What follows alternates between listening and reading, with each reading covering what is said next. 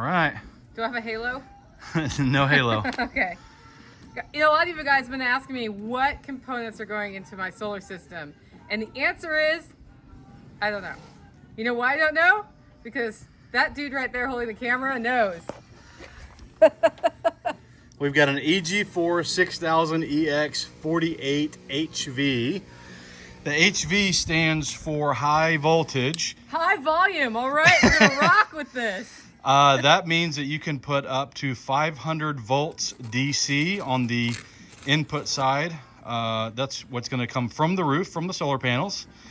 And it will charge your batteries up to 100 amps. Sweet. This is made for a 48 volt battery bank, which we're gonna be putting in. Yes. And it also takes an AC input of 240 volts and outputs 240 volts split phase. So it will why run. do I want that? I was gonna say, what's it gonna run? It's gonna run my house. But more importantly, The pump. that's right, the well The pump. water pump. That's yeah, right. Which is a 240. So we had to redo wiring and things for this. What we're doing is taking that building right there off of the electric grid, with the exception of a couple of breakers. One breaker that's staying on is the water heater and the stove. The stove, yeah. The long-term plan there is move those to gas and then put a solar water heater in. But there's no point in building a huge system to heat water with electricity, because heating water with electricity is basically stupid. So here we go. Especially when you get all this free sun around here. Yeah, all of this free sun. In fact, it's time to turn my solar water heater on. Woo! It looks like fancy shipping materials. That's right. All right, so looks like some hanging hardware. That's Right at top there. This thing is heavy. Is it heavy AF? Yeah, it's heavy AF. It It's more. weighs, I think, about 75 pounds. And so this mounting plate here allows us to get all the drilling and tap cons in, and then just slide the inverter So up can I just onto throw it. that away? Oh yeah, you don't need that. Yeah. Don't need that. Look how pretty. Yeah, very pretty. It'll never look this pretty again. So you've got some communication hardware here. You've got a monitoring software CD, which we probably won't use because you can monitor everything right from the device or from another thing, which will be that will not be known until the actual workshop, the specialty monitoring software we're going to be using. Yes. And we've got they do put out firmware updates for this, and so some of these devices here are related to attaching to a computer for firmware updates, and then other of these cables are for connecting to the actual battery itself. What's the Let's see, fuse? what is this over here? Hanging hardware. Okay, yep. There's like a fuse looking thing right there. There is a fuse in You know there. what that is? It's a fuse. That's right, it's a fuse. It looks like a fuse. Smells like a fuse. It is a fuse. Feels like a fuse as well. Yeah, so that's Let's see, is there a fuse? 700.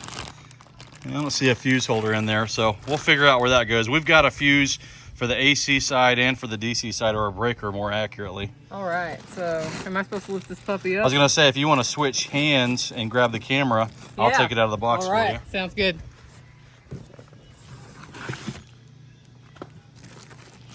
So how many volts is the system you're putting in on the cabin? So it's 240 volts. Yeah. The solar panels that are going up on the roof, you're gonna have 4,900 watts of solar. Okay. And what we're gonna do is we're gonna string all 10 of those panels together in series to step the voltage up, and that'll be about 450 volts when it's not under load. Now that will drop when you're actually Okay, so charging 4,900 watts. Mm-hmm. That means that somebody budgeting for this should plan $10,000. Right, that's where you want to start. When you start designing something like this, you want to start at about $2 a watt for your budget. And then, of course, as you're dialing everything in, so this system will be well below $2 a watt once we get it installed. You already have a roof, so there's no need to build anything to mount it on. We've got very small little mounting hardware that's going to go along with this. So let's see if I can get a good grip on this bad boy. Yeah. And Wow. so the reason why this is so heavy is this is a low frequency inverter, and that's important because while this is rated for 6,000 watts, as Nicole mentioned, she's going to have her well pump running off of this. But when that well pump goes to start up, it's got a surge load. It's got a draw that's much higher probably than 6,000 watts. This will take 18,000 watts in a surge load. Dang. And the reason for that is it's got a huge, heavy transformer in the top. And so if you want to grab a hold of this, I will see how it's very top heavy, right? Yeah, wow. Yeah, it's very top heavy, and that is because all down here is where your connections go, but all the actual work is done up here at the top. And so it's a very large transformer up there. But when we have our mounting plate, it makes it super easy to mount. And is this the thing that gets hot? That is the thing that gets hot, yep. Okay. So you've got a vent here, and you have a vent here. Okay. And on the bottom, you have 2 fans. And so it'll pull air up from the bottom and then shoot it out either side.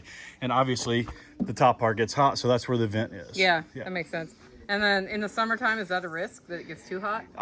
Not really. I mean, this will operate in ambient temperature up to 120 degrees Fahrenheit. I've never been to 120.